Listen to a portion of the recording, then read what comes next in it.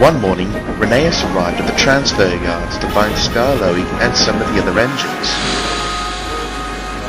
"Hello, Rheneas," the engine said. "Skarloey was just telling us about some of your tales from the old days." But before Skarloey could continue, Peter Sam arrived with a train of coal trucks.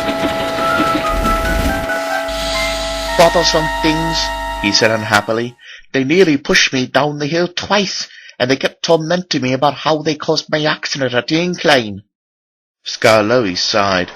"That reminds of what happened to me when I was young," he said. "You remember, don't you, Rheneas?" "Very well indeed," replied Rheneas. "It was when you doubted yourself after some trucks teased you about an incident at the Wharf." "Do please tell us about it, Skarloey," pleaded the engines. "Well," began Skarloey, and this is the story he told. Back in the old days, Rheneas worked the harder of the two engines without any hurry or fuss. He never got so excited or bouncing as Skarloey did, which often led to mishaps.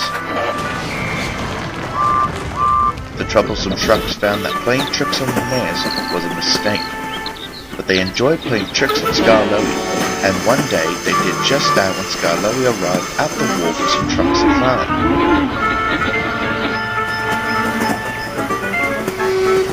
The trucks began one of their silly games when Skarloey shunted them into a siding.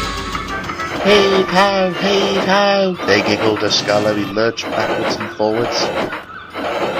Suddenly, a hook from a nearby crane unloading some pipes snapped. Skarloey lurched backwards so suddenly that the trucks ran right through the buffers. "Fancy jumping at some old silly crane," giggled the trucks once more.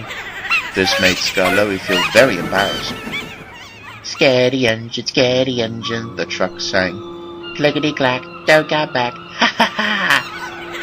"Ignore them, old boy," soothed his driver. "They're just trucks after all. It's what they do." But Skarloey wasn't so sure. "Maybe I am scaredy little engine," he muttered to himself as he puffed slowly away.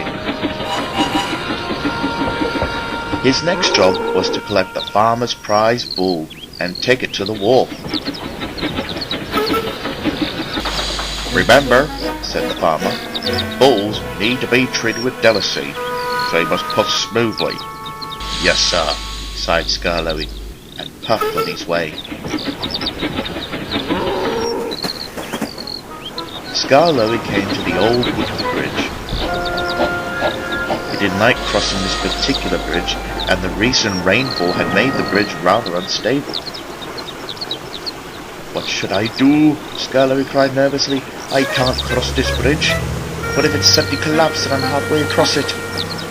"Just don't think about it," soothed his driver. "Just remember to keep on believing that you can cross it, and remember not to look down either." "I'll try," replied Skarloey. Puffing as hard and smoothly as he could, Skarloey crossed the bridge safely and reached the other side without any trouble. But then Skarloey came to a dip in the track where a stream from the recent rainfall had burst the banks. Water covered the track below. "Now what?" cried Skarloey once more. "This looks too deep for me to cross, and if I do go in the water, will surely put out my fire." "Just remember what I told you before," reminded his driver. "Don't think about it. Remember to keep on believing that you can cross it, and this time, don't stop. Puff slowly and try not to make any waves." "I'll try," replied Skarloey once more. So Skarloey rolled gently into the stream and soon reached the other side without trouble.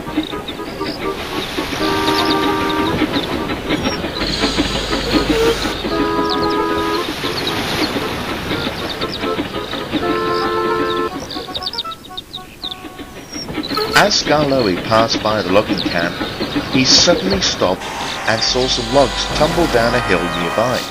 Worse still, he saw Rheneas coming from the other way. "I must warn Rheneas quickly," Skarloey cried. "If he doesn't stop, the logs will knock him off the track." Skarloey whistled as loudly as he could, but Rheneas was going too fast to hear. I must stop them myself, he cried. No, urged his driver, but it was no use. One of the logs hit Skarloey with a thunderous bang and dented his boiler. The bull was shaken from the impact but wasn't hurt. Skarloey and his crew were shaken too, but they had stopped the logs just in time. Phew! Thank you, Skarloey, said Rheneas. But Skarloey still looked sad. What's the matter? Rheneas asked. Skarloey told his friend everything that had happened earlier that day at the wharf, and of what the trucks had called him. Rheneas sighed. Listen, Skarloey, would a scaredy engine risk him or herself to prevent a nasty accident to one of their friends, or to someone else? He asked. What you just did proves that you are one of the bravest engines I know. Skarloey knew Rheneas was right. He sighed and went slowly back on his way to the wharf. When he finally arrived at the wharf, he was surprised with what greeted him. Look, called the workman, it's Skarloey, the brave little engine who helped save Rheneas from the runaway logs and crossed both a damaged bridge and a stream that had burst its bank. Hooray for Skarloey! They cheered. Skarloey could only smile as he puffed back on his way. Then he came across the troublesome trucks once again and siding. Clickety-clack, look who's back, they giggled. It's Skarloey, the scaredy little engine. Shut up, Skarloey hissed fiercely, and let us steam loudly. I am not a scaredy engine, and if you bump me, then I shall bump you back. Oh, quivered the trucks. We'll do whatever you say, Skarloey. Now who's scared? Chuckled Skarloey. The trucks were too traumatized to reply. At last, the farmer's prize bull was safely unloaded. You were very brave today, and I'm proud of you, his driver told him. You certainly are a brave little engine indeed. And from then on, Skarloey concluded, trucks knew that playing tricks on me was just as a mistake as playing them on Rheneas. Thank you for telling us about that, Skarloey, said Peter Sam. Now I know exactly what to do when trucks try to play tricks on me. Nowadays, all engines, both standard and narrow gauge, turn to Skarloey whenever they need some encouragement, because they knew that he was one of the bravest engines of them all.